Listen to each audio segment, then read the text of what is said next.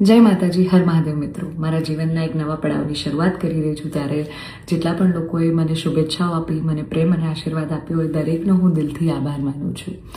રહી વાત કે મારા સગપણને લઈને છેલ્લા ઘણા સમયથી મીડિયામાં અનેક તર્ક વિતર્ક, અનેક ચર્ચાઓ ચાલી રહી છે, જેને લઈને હું અત્યાર સુધી મૌન હતી, કારણ કે વાત મારા સુધી સીમિત હતી. પણ વાત જ્યારે હવે મારા પરિવાર પર છે, મારા પિતા પર છે, ત્યારે એક દીકરી તરીકે હવે મારાથી સહન નથી થતું અને મને લાગ્યું કે હવે આજે મારે બોલવું પડશે.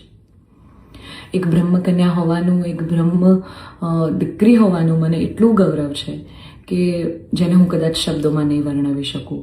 અને હું અહીંયા સુધી પહોંચી છું એના માટે શિક્ષિત અને સમજણી જે બ્રહ્મશક્તિઓ છે, બ્રહ્મ સમાજના લોકો છે, એમનો ખૂબ ખૂબ ફાળો રહ્યો છે મારી આ જર્નીમાં. અને હું તો નસીબદાર છું કે મને 18 વર્ણના લોકોનો પ્રેમ અને સપોર્ટ મળ્યો છે અહીંયા સુધી પહોંચવામાં.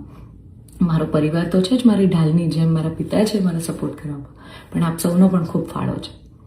પરંતુ કહેવાતા સભ્ય અને મોડર્ન સમાજમાં જ્યારે અમુક 2-4 અસામાજિક તત્વો છે જે લોકો અત્યારે પણ દીકરીઓ માટેના રૂલ્સ અને રેગ્યુલેશન નક્કી કરશે કે દીકરીઓનું લિમિટ ક્યાં સુધી હોવી જોઈએ, દીકરીઓને ફ્લાય કરવા માટે પાંખો મળી છે, એને વીંજવાની અને એને કાપવાની વાતો છે. આ બધી દીકરીઓ અત્યારે તેજસ જેવી પ્લેનો ઉડાઈ રહી છે, યુદ્ધ કરી રહી છે, રણ મેદાનમાં છે, સંસદમાં છે, વિજ્ઞાન અને ટેકનોલોજીમાં છે. હમણાં ઓપરેશન સિંદૂર જે થયું એમાં 2 દીકરીઓએ લીડ લઈને આપણને પૂરા દેશને ગૌરવ અપાવ્યું.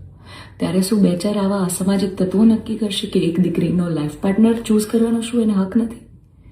હું બહુ નસીબદાર છું કે મને એવો પરિવારને, એવા પિતા મળ્યા છે જે મારી ખુશીમાં ખુશ થાય છે અને મારા નિર્ણયને જે મેં હરખે વધાવી લીધો છે. કારણ કે ઓફકોર્સ હું એક એવા પરિવારમાં જઈ રહી છું કે જે આખો ભક્તિમય પરિવાર છે. બહુ જ પરિવારના લોકો અને મારો પાર્ટનર મને એટલો પ્રેમ કરે છે કે જેમને હું જે છું, જેવી છું, જે પણ છું, મને ખૂબ આદરથી, સત્કારથી એ લોકોએ સ્વીકારી છે. રાત દિવસ જ્યાં ગાયત્રી મંત્ર, નવકાર મંત્રના જાપ થાય છે, આવા પરિવારમાં હું જઈ રહી છું. મને ખૂબ જ ગૌરવ છે. એટલે હું તમામ બ્રહ્મશક્તિઓ, સમજણી અને શિક્ષિત જે લોકો છે, બાકીના લોકોના મગજમાં નહીં ઉતરે કદાચ આવા, પણ જે લોકો શિક્ષિત છે, સમજુ છે, એ લોકોને હું નમ્ર વિનંતી કરું છું કે આવા 2-4 જે અસામાજિક તત્વો છે ને, કે જે દીકરીઓની પાંખોને કાપવાની વાતો કરી રહ્યા છે, પ્લીઝ એને સમાજમાંથી દૂર કરો, નકર આપણો સમાજ ક્યાંયનો નહીં રહે.